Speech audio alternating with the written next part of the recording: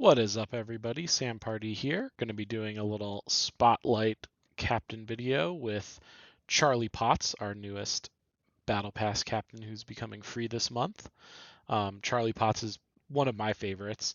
So basically, the way he works is you get your fifth treasure, you get the golden ticket. The golden ticket says you immediately play 3 random candy spells, and then for the rest of the game, all of your legendary creatures are candy. So super fun to turn like Merlin or somebody like that into candy. That's probably my favorite is turning Merlin into candy.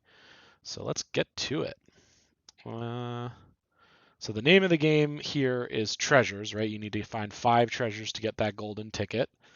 Um, None of these are quest characters, so none of them give treasures. But I'm going to start with Thorn. I just love starting a game off with Thorn, and I was going to say helps make jealous stepsisters more likely to give you treasures. So let's do that. Of course, we fought against Skip round 1, so no opportunities for our stepsisters to even get involved in a fight there. But here we go. So Scrubfowl plus Gingerbread House, and now we're gonna arrange our board in a funky little way here. So normally you put Gingerbread House in the middle because then it can buff 2 things. If we put it here, it's much more likely that it'll buff the stepsisters, even though it might not buff 2 things. In fact, it only buffed the stepsisters there, but the stepsisters got to deal 6 total damage, so we are rocking and rolling. Sure, I'll take a silver. Another silver, not bad, not bad. And yeah, it's always good on Charlie Potts, of course, to work on your sweetness, right? Because we're going to be casting 3 candy spells, and then our legendary characters are candy, so sweetness is definitely important. Ooh, Katatui, that's a pretty easy to acquire treasure and a candy character. So we'll get a candy treasure that actually makes having a bunch of sweetness or helps us get to a bunch of sweetness as well. All right, a tie there is fine. Gingerbread House continues to grow. Ooh, Lancelot is super nice, but there's also Sugar and Spice, which is, of course, quite nice as well.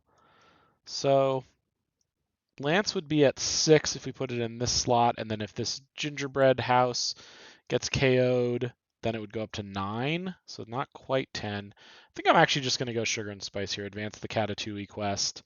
Ooh, Candy Cane Crook against another Sugar and Spice, or just Nesting Scrubfowl. Both are pretty good. I think I'm going to go Candy Cane Crook. I love the Candy Cane Crook. You just sort of you put him in slot 1, you let him go to work, you just kind of passively increase your sweetness as fights go on. Yeah, let's take the silver even. I know we passed a gold there, which is a little bit rough, but I'm fine to do that.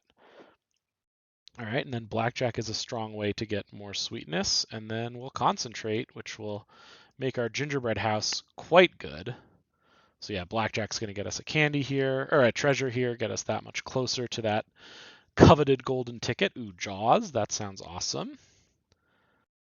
Jaws, of course, gives us another candy treasure, so we're really getting paid off for having things be as sweet as they are.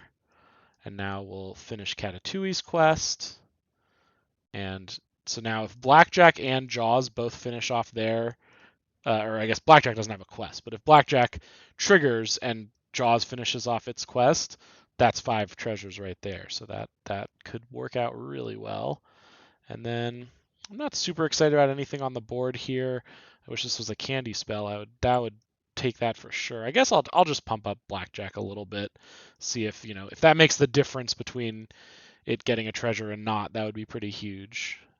Turns out it wasn't. It wasn't even close. We were going to get the treasure out of it no matter what, but I'm still not sad to do that. Okay, so now any treasure immediately will give us our golden ticket. Let's do meat in a bakery. Keep that sweetness going up. Sure, Sunflare is better than Katatui for us at this point. All right, we'll just fudge up that spot. So I think we'll either get the Jaws or a Blackjack treasure this turn, which means it's golden ticket time, baby. Oh, they have a whale? I didn't even see. Yeah, so all right, we're up to 6 treasures. The golden ticket is ours. An ice cream party. So we have a couple of candy guys, toy and a dragon and a fae. So we can't hit. Yeah, I think we just got to be the candy. We can't hit everybody, unfortunately. And then yeah, we'll gumdrop in on the candy cane crook, keep him growing, and 3 wrappers full. All right, this one I would love. I was gonna say I would really love to see the wand of shielding to go with our wand of anger and have it be sweet. But Sweet Lesser Mimic sounds pretty solid too. See where we can get to from there. I love Chubby Bunny. Gets out of control big pretty fast. And yeah, let's just do an Over the Rainbow. Okay. All right. We got our hunt with the crook. I was a little worried after the enemy spell hit it, but it worked out. And now we'll get our Jawbreaker, our Jaws Breaker, excuse me. And we'll actually get 2 of them because we took the Mimic. So now whenever one of our characters attacks, we give it double our sweetness in stats, which is sick. Oh, Candy Merlin, let's go. Ooh, okay. Yeah, Midas touch on Candy Cane Crook, so now he'll give us 2 sweetness every time he hunts. That sounds phenomenal. Our board is getting huge. Yeah, now we have breadcrumbs, so every Lost in the Woods is giving our whole team plus 23 plus 23. Gonna be hard pressed to not just take the spell out of every shop, especially if they're candy spells. There's certainly some characters I think we still want, but the spells are gonna be really, really good.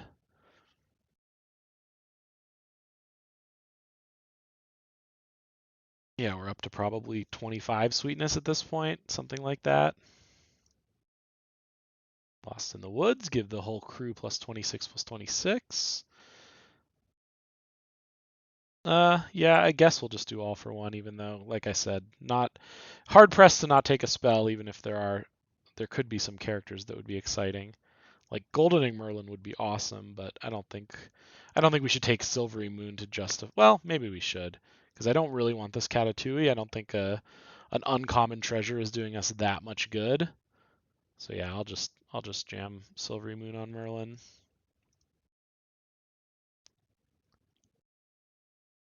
And we're just massive our board at this point. We're really going crazy. Ooh, Worm Scale Tinkerer. That's candy. That's awesome. I'm definitely taking that.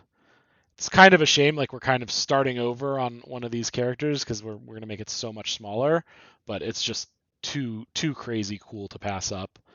These wands of shielding that we have are gonna just get so big so fast with that. And the Jaws breakers, they basically double their efficacy every turn because Wormscale Tinkerer counts their candy, they count their candy. It's all working well. Yeah, so what are these? So our wands of shielding are up to 24, 25 already. Okay, let's Midas touch onto Merlin. Plus 35 for each spell.